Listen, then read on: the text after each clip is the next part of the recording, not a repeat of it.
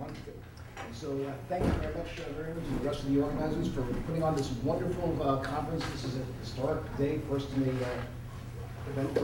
long series, and I'm so appreciative of this invitation that I decided to talk on work with some of the organizers.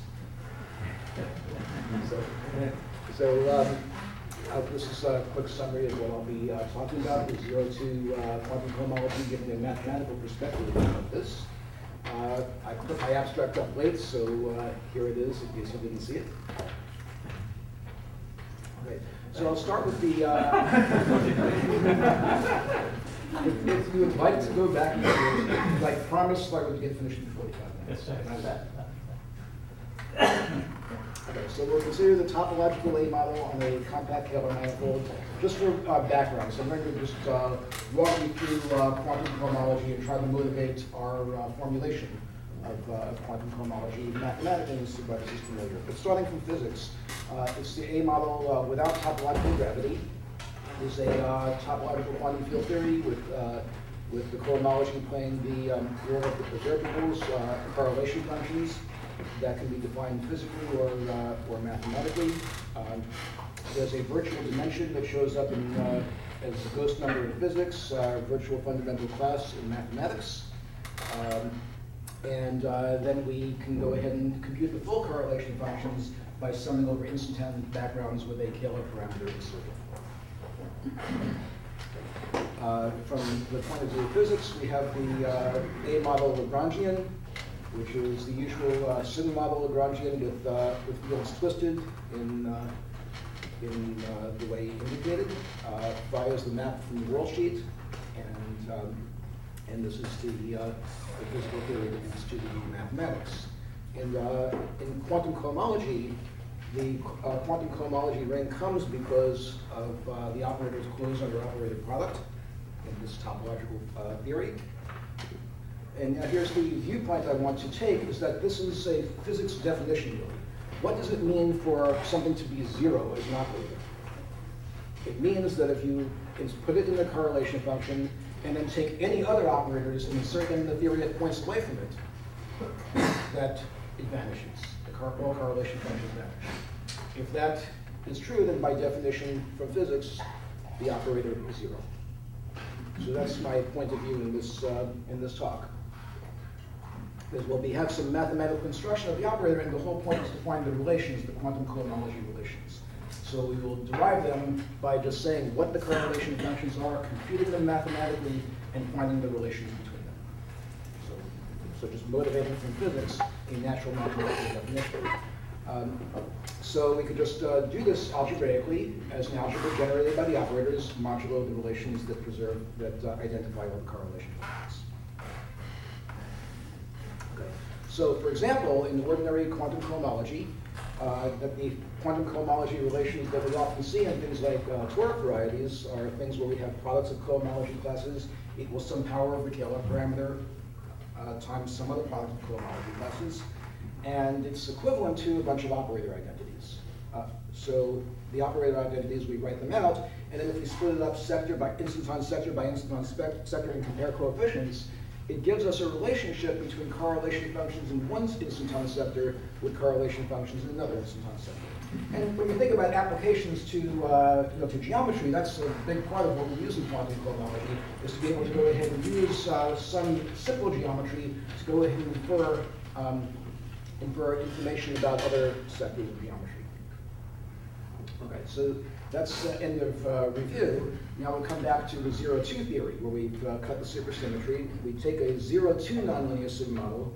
So here we have two different types of fields. There's the 0-2 chiral and 0-2 Fermi fields in this theory, which have been half twisted in this way. So as indicated, but the other data is a holomorphic vector bundle. So the F term is the curvature of that vector bundle.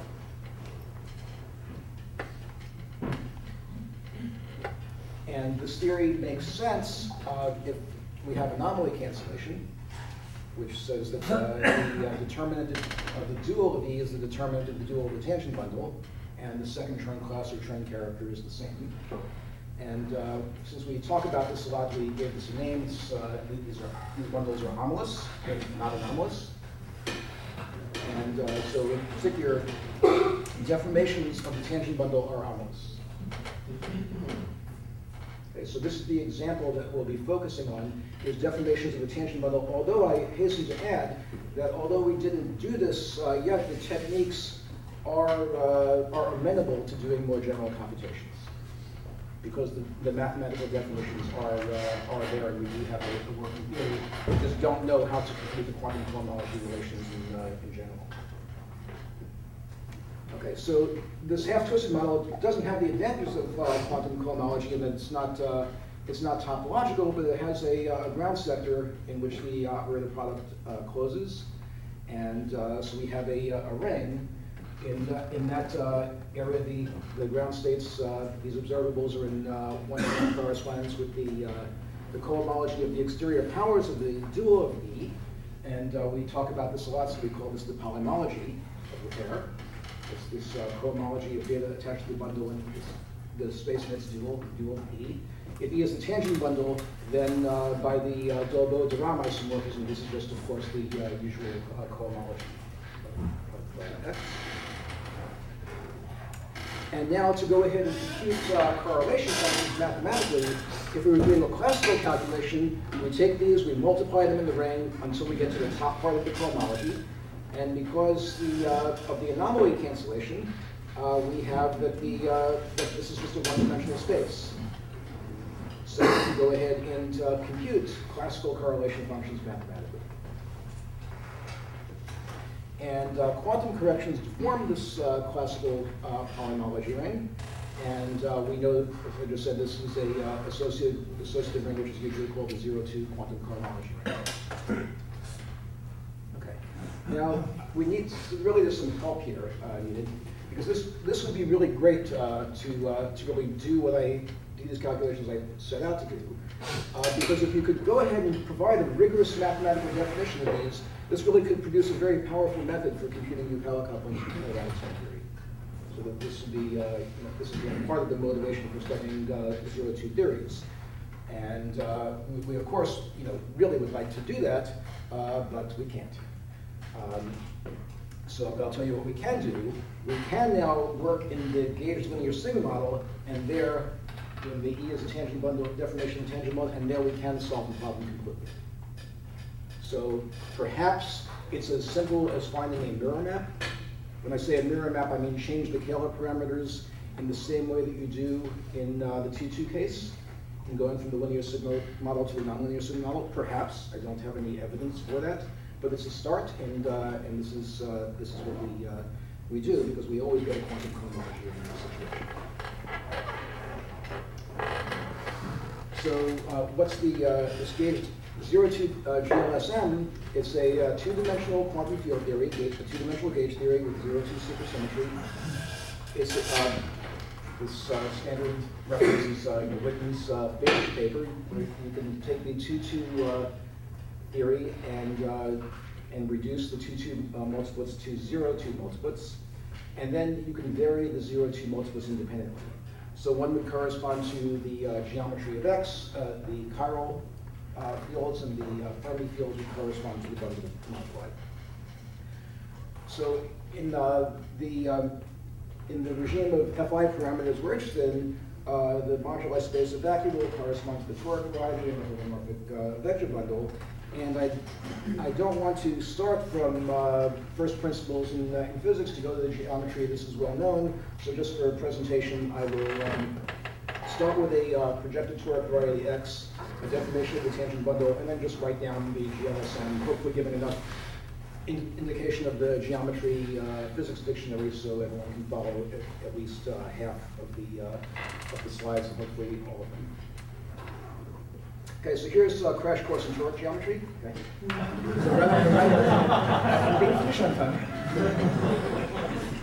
But rather than just give all that, I'm going to just talk through an example. If you'll forgive me, this was actually a motivating example for many people is P1 times P1, which is the simplest toric variety that has a non-trivial deformation of the tangent bundle. So I've given here the fan, and I've just labeled edges and consequently divisors by the D's. The homogeneous coordinate ring is obtained by taking one variable associated to each edge. And just to put it in a more familiar context, I've ordered it in a funny way, so that x1 and x3 become homogeneous coordinates on one P1 factor, x2, x4 homogeneous coordinates on the other P1 factor. And what you can see is that the linear equivalences can be read off from the toric data.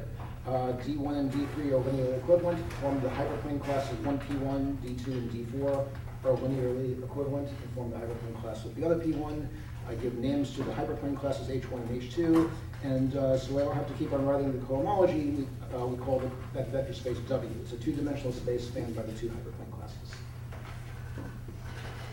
Okay, so as familiar to, this is the symplectic construction of the toric variety. We have an open set inside a space of dimension equal to the number of edges, C4 in this example. This open set's invariant under the complexification of the gauge group when we connect to physics, so that the toric variety is a quotient. The 0-2 theory contains, being a gauge theory, it contains gauge fields for this gauge group. We have, for each edge, we have a 0-2 chiral field, which is charged under the gauge group.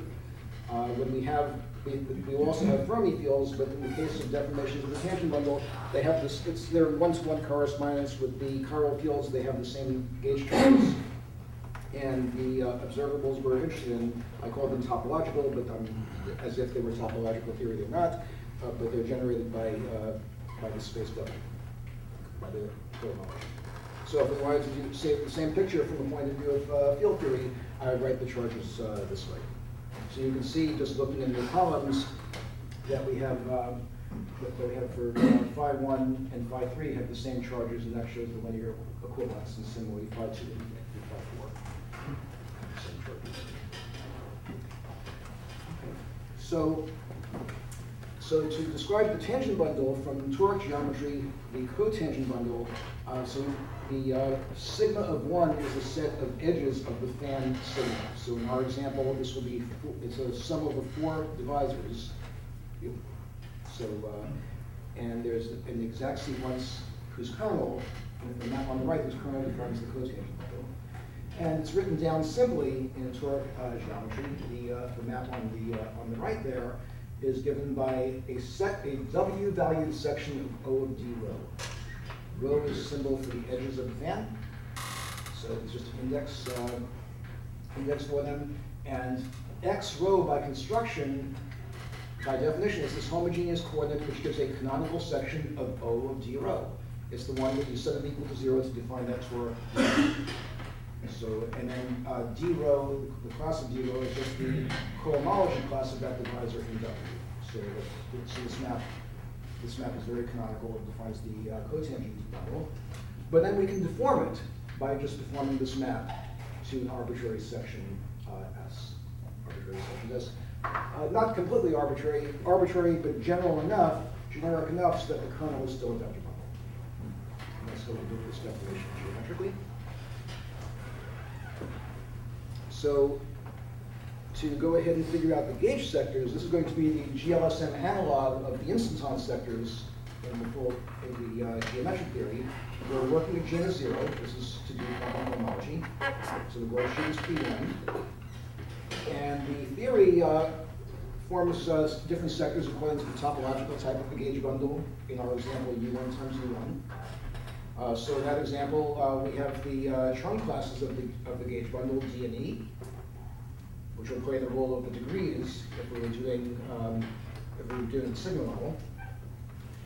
So associated to the first P1, that now in this for this gauge bundle, these fields devised with index 1 and 3, devised in lambdas, become global sections of O of D. They all have the same charge, still the same as the charge of the original divisors on that P1 factor. And the other pairs become global sections of O of E with the other charge. So this is what the zero modes of these fields will look like in those for those gauge bundles. And when you look at them, they fill out this a GLSM moduli space, which is just the same found by Morrison and Plesser in the sorry, I'm not sure I've got the right history there, in the 2-2 situation. So because here we have each of these there are D+1 sections of O of D. We have a pair of them that would be 2D+2. We projectivize, we get 2D+1, and that's the modular space. And then that's a typo that should be from an earlier draft. That should be lambdas. Those zero words fill out the deformation and tension bundle. So then in general, as we saw in this example, the topological types of the gauge bundle correspond to homology classes. So we have a GLSM moduli space, which we will index by the homology classes. And we have a definition of the tangent bundle, so I'll give names X beta and E beta for them. So that's the end of the background of the problem. So now we're going to get to the task at hand, which is to compute the correlation functions. So how do we do that? So we start with this exact sequence that defines the deformation given by sections. And now, as we chase through the cohomology of this term has no cohomology, no H0, no H1. So the map from H0 here to H1 of here is an isomorphism. So what this tells us is that we can simply describe the observables by this vector space. And then we can look at products. The operator product is just multiplying them and coupling. So this is the classical computation. And then fixing a normalization, as we said before, I'll call that integration. Then we just have a definition of the classical correlation functions. Okay, and this cup product really can be computed fairly explicitly by algebraic geometry. So I was surprised how simple this turned out to be. We had other computational methods developed with Eric Sharp and Josh Guffman in the process of verifying this conjecture of Adams, Bazzi, Setti. And we also come up with new viewpoints that really elucidate more of the structure. So this isn't just a computation, but understand this better now. So let's just use P1 times P1 as an example. So I don't have to keep on writing it. I'll let Z be the middle term of that exact sequence, which has, I've shifted notation a little bit. Instead of using H1 and H2, O of minus H1 will be O of minus 1, 0. O of minus H2 is O of 0 minus 1. This comes twice because we had divisors D1 and D3. This comes twice because we have divisors D2 and D4. That's the term in the middle of the exact sequence. And then instead of taking that one map, S rho that takes Z to W times O, we take the generalized Kazor complex on it, and we get a longer exact sequence like this. And this being a two-term sequence, we have an extension class going from here to here, and that's just the cup product. The H0 is just the sim2 of W. The H2 is the space that we want to wind up to. So instead of doing a computation using check cohomology, which is how we had done it before, is that now we can just use more formal algebraic techniques that we'll see a lot of the structure easier to see in here. So let's splice this exact sequence right here by sticking in the term S1. So that's what I've done there. I've broken it up into two exact sequences by putting an S1 in the middle. And the cup product now factors through the two co-boundary maps in this sequence. So mapping the first one, we have the co-boundary from sim2W to H1 of S1 is here. And then the second co-boundary comes from H1 here to H2 there. And now we also see that since this H1 vanishes, H1 of Z vanishes, hence H1 of Z tensor W vanishes, we see that this map is surjective by chasing the diagram in this exact sequence.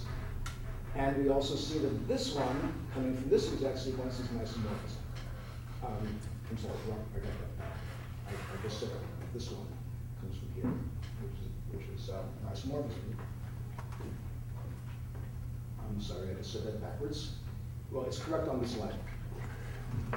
But you say that again, or should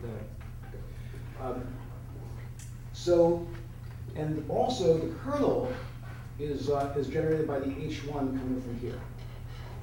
So instead of doing a calculation as we had done before, we can just stare at exact sequences and just see where the kernel is, which is going to tell us where the quantum cohomology relations are.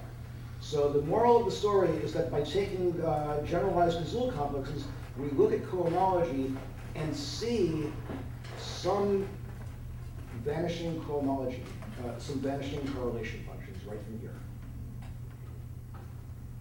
So what we have to do is to chase through this and find what element here mapped us to the kernel here. And if we do that, we find something which with a vanishing correlation function. So we do that.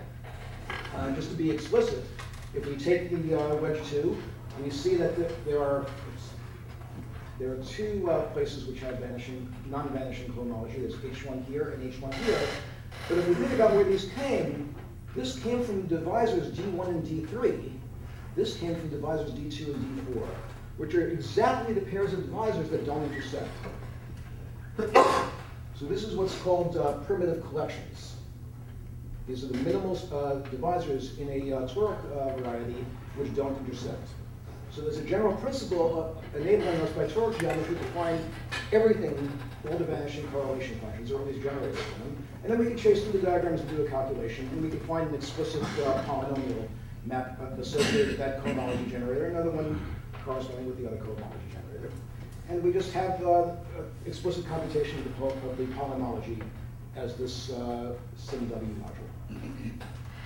There it is. There's a computation.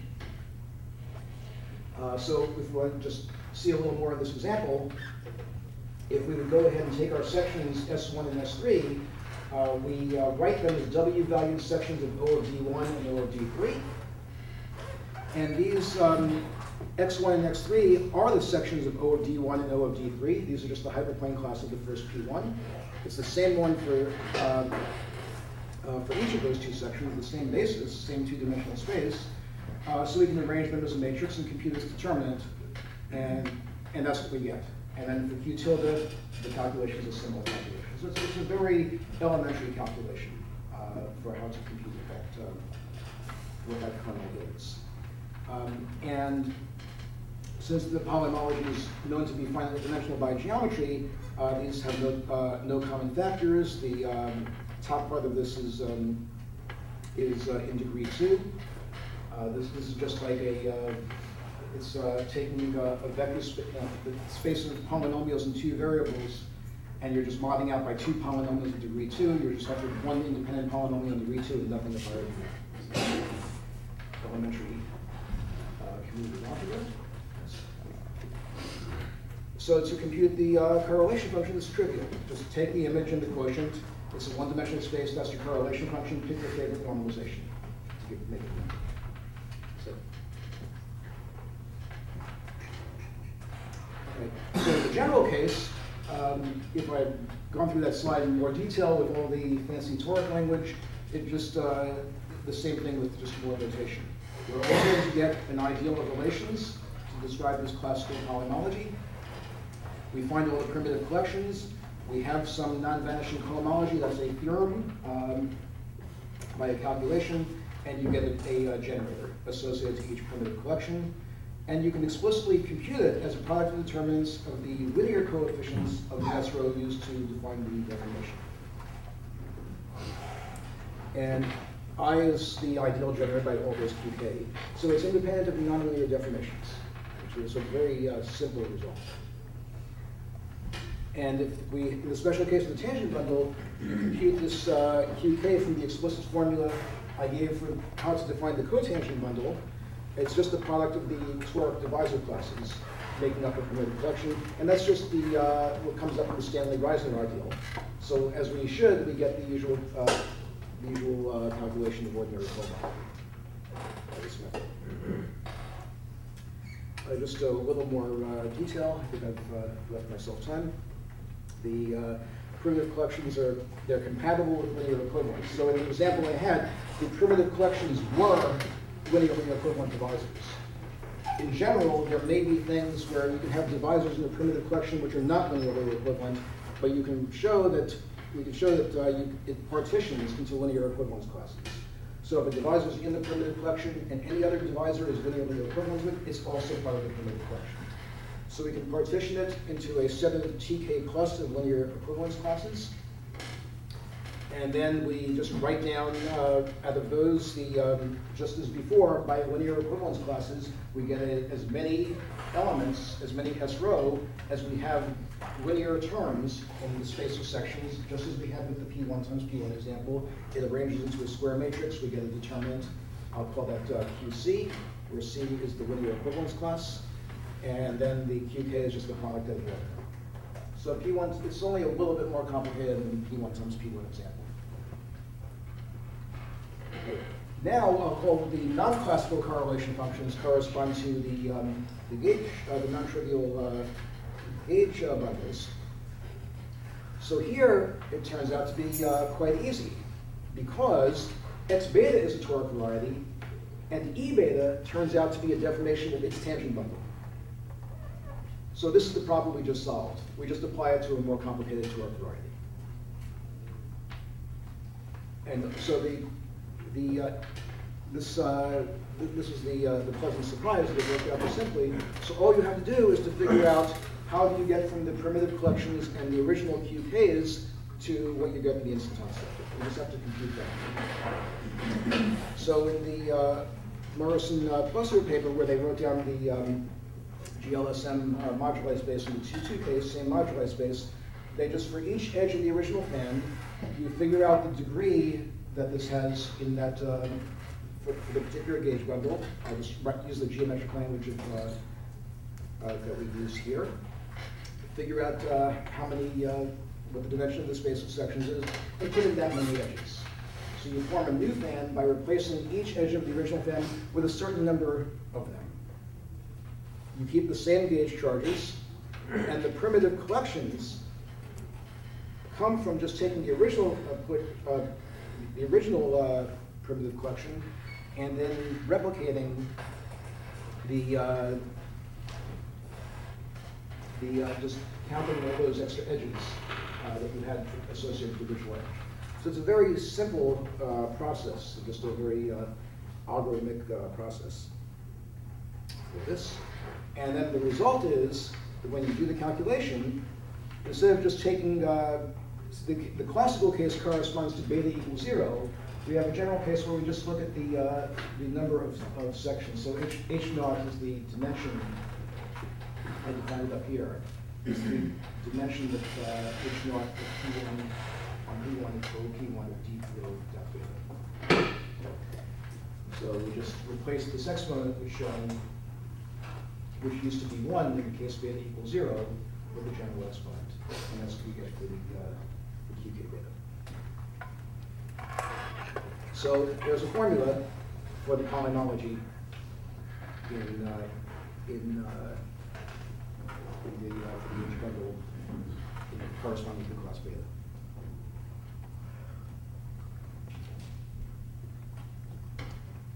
Okay, so let's do P1 times P1 as an example to show how easy this is. So let's do the calculation here for the first divisor classes. H1 for the first hyperplane, the degree is going to be D. The dimension of H naught of O of D on P1 is D plus 1. Same thing for the other factor, we get E plus 1. So we just take the original polymology and just change the powers of Q, and that's it.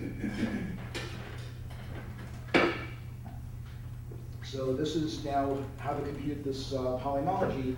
I'll just call it the instanton moduli space for that degree. And this is all we need to compute correlation functions. The exponent is that is the virtual dimension that we have, or the ghost number condition for when we expect correlation functions to be non-vanishing. We multiply together all the operators until we get an element here. We take the quotient here, and this is a one-dimensional vector space. So that's the whole calculation. Okay. Well, this still isn't quite enough because, going back to here, the virtual dimension was actually equal to the dimension of the moduli space P2D plus 1 times P2D plus 1. That doesn't happen in general. So we need an analog of the virtual fundamental class. And these correspond to the we call them four Fermi terms because they come from the same thing that in physics that induces the virtual fundamental class is that the products of the four fermions and the Lagrangian will pull down curvature terms and give a virtual fundamental class. So here what's going to happen is the H1 is going to give us the analog of the obstruction bundles. So what the right factors are corresponding to the H1s. So we had an H0 of S defined before. I'll now look at the H1s. This comes when S is negative. So whenever these degrees, these intersections are negative, we would get in the construction of the instanton moduli space nothing. There would be no edges to put in because there are no sections of bundles of negative degree. Somehow physics remembers about that, so mathematics does too.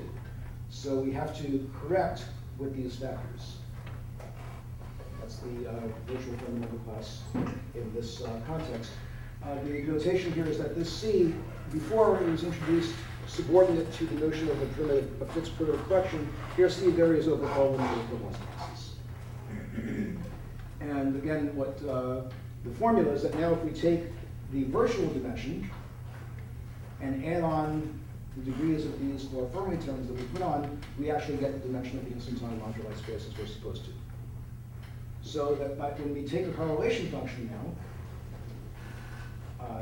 in the degree that where we expect to get a number by the ghost number condition, the correlation function, we just take the multiplied by this four Fermi term, and now we do the same thing, we just compute the class in this one-dimensional vector space. And now we've computed the correlation functions. Okay, so the final step is to go from here to quantum cohomology by finding the relations between these things. You know, the P1 times P1 example is going to look too simple, almost like we cheated, but I'll try to say what the real point was that was obscure in trying to make this look easy. So we already know we have SimW, we have to find the relations, but we have these correlation functions that we defined as being elements of different one-dimensional vector spaces. And here the normalization is crucial, just like it is in physics. But there's a natural comparison. If we want to go ahead and compare a degree DE correlation function, we're in here, and a degree D tilde D prime E prime, we're in here. These are each one-dimensional vector spaces, but how do we identify them? Since it has to preserve correlation functions, it has to be a map of SimW modules. So we have to go ahead and pick elements of the annihilator of this ideal in this ring. And that's just a one-dimensional space there in this generator. So this is maybe looks ad hoc, but it's got to be that. And when we multiply by this, we now have an isomorphism of rings, of modules, of SimW modules, that when we restrict to the top parts where we evaluate cohomology, it's where we evaluate correlation functions, we have an isomorphism of these one-dimensional vector spaces. So that's how we define the identity of correlation functions. Or to be more formal, as a mathematician, I would say that I would take the direct system of these, and that the space in which all correlation functions live is the direct limit of these one-dimensional spaces. So there's a canonical one-dimensional vector space in which all correlation functions live. or you could just compare if you prefer. So here's the quantum cohomology relations for P1 times P1, which have been found before by other methods. So here are the Q's. In this case, I guess I've been talking about them all along, but I didn't really say what they were. Is that these, in the gauge theory, correspond to the Fi parameters. There's no instantizer here. So these are the quantum cohomology relations that are supposed to hold by other ideas. And what we have to show is that that just means that the Q, capital Q equals little q, just means that this is what we do to the degree of the instanton sector. We add the degree 1, 0 to the dE, and we get that. And this is a tautology. Because how do we compare a correlation function here with a correlation function here? We multiply by Q. So that's a proof of the quantum cohomology relations of P1 times P1. Of course, all the work's been hidden in the calculations of the correlation functions and the compatibility of these one-dimensional vector spaces. But once you have the machinery set up, the proof is trivial. And then that turns out to be what happens in the general case also. So here it's a little bit more complicated to identify these one-dimensional vector spaces. So we had to play the role of D prime being bigger than or equal to D and E prime being bigger than or equal to E. We define a notion of when B prime is sufficiently bigger than beta. This is when we go from the fan for one to the fan for the other by just adding more edges, not taking any edges away because the H naught drops. So here's a formal definition if you want to see it. This is what it means for beta prime to dominate beta. And then the similar result about how to identify these different one-dimensional vector spaces will be multiplication by this element of sim W, which was what all the terms here have been defined before. So just say that quickly. These are all compatible, and that so we have a mathematically precise definition of what a quantum cohomology relation means. And we need the last bit of machinery before I can state the result. Is a notion due to Batirev, is we take the lattice point corresponding to which is a primitive integral generator of each edge in the fan, and we take K as a primitive collection.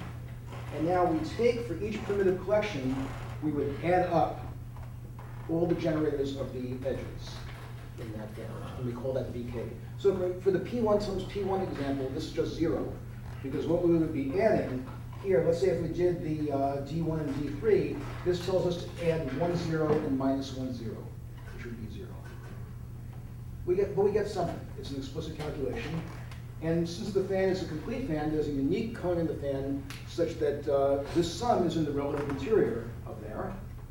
And then by just using that statement, you turn it into an identity of a linear combination of these of the edges that occur either in the primitive collection or in that cone where it lies in the relative interior. And we define some coefficients. We get a homology class which reproduces the intersection numbers, which reproduces by intersection numbers the coefficients in the Batirev relation, and then we can show that this cone in Batirev relation also respects linear equivalence, so we can partition into linear equivalence classes. Let's call this TK minus, and here's the quantum cohomology relation. So I just write this down, but then we prove this in the same way as for P1 times P1. It's a little less trivial, but it's just a formal definition, and unwind all the definitions, and it really amounts to a tautology of polynomials in these cube sets. So it's easy to prove once you formulate it. This agrees with and extends the results of Melnikov and Nagorist. They'd come up with these relations coming from, I think they used the effective action to go ahead the ethos, but there's a mathematically rigorous way to do that. And in the case of the tangent bundle, this is just the quantum cohomology relation that Toric found a couple of decades ago. So I'm going to finish on time. I told you. Please slow down.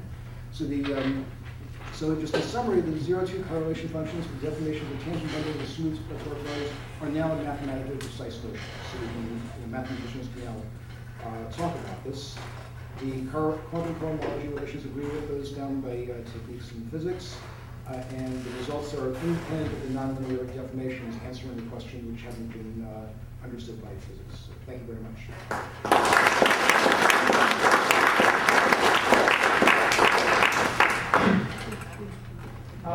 When I hear you talk about this last time, you talk about this as a version of a quantum sheet cohomology system, right?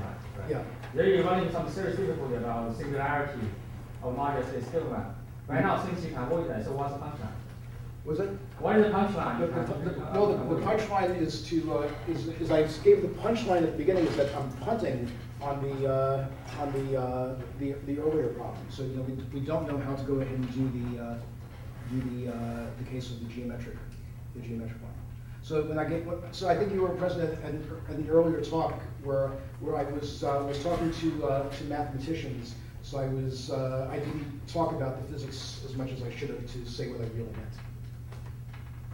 I never can do the geometry. Any other questions? Well, I'll ask more naive one, but if the vector bundle is not deformation of the tangent, any hopes? Yeah, so there it's the same. It's exactly the same method. What you would do is you now have you have a deformation of the tangent bundle, but let's say it's not a deformation, but it's given by a kernel, just like the dual is given by a kernel. So what you can do is you can then do, and suppose that that it's given by that the kernel corresponds, that the W corresponds to the gauge root in the same way. Okay, then you can use the same technique to go ahead and do calculations. You get a more complicated cohomology. You don't have the correspondence with primitive collections anymore. So that's what becomes more complicated, is that in the exact sequence we write down, the middle term Z is exactly corresponds to the edges of the gamma. So all the cohomology corresponds exactly to the primitive collections and nothing more. Now that we can just have arbitrary combinations of edges, so some edges count more than others. There might be multiple copies of the primitive collection. We won't have a canonical way to go ahead and say that the element of that this determinant is what corresponds to the element of the kernel. We can't, because that is a proof. It had to be a one-dimensional vector space. That there can be one relation to prove that it's right. So we may have to just go back and really compute things and work harder to find things are. Unless there's a graduate student working on it. Any other questions? And last section. Something what happens when the 0-2 theory is conformal? So I don't see anything in the geometry. I don't see the. Can you do this also for non-compact, like Toric? No, I can't because what we're using is that we have this top graded part of the quotient is one dimensional. So if we don't have compactness, we may have an infinite dimensional vector space, and we don't have the one-dimensional space that we don't know. I mean, maybe there's a way, but I haven't thought about it. Maybe my collaborators have. Can you formulate the question? If you take the canonical bundle over P1 and P1, that you get the non-compact Calabi-Yau, Toric Calabi-Yau. Make it part of the calculation sense in this context. Okay, so there, if I can venture a guess, or so Ron's thinking of, do you want to guess first? If I would venture a guess, what may be is there may be a way, just like with the 2-2 theory, is to reduce to a calculation in the polymology of P1, and then add some things that play the role of the four Fermi terms, like the visual fundamental case. So that maybe isn't unreasonable, that something like that could be done. Any other questions? Let's thank Sheldon again.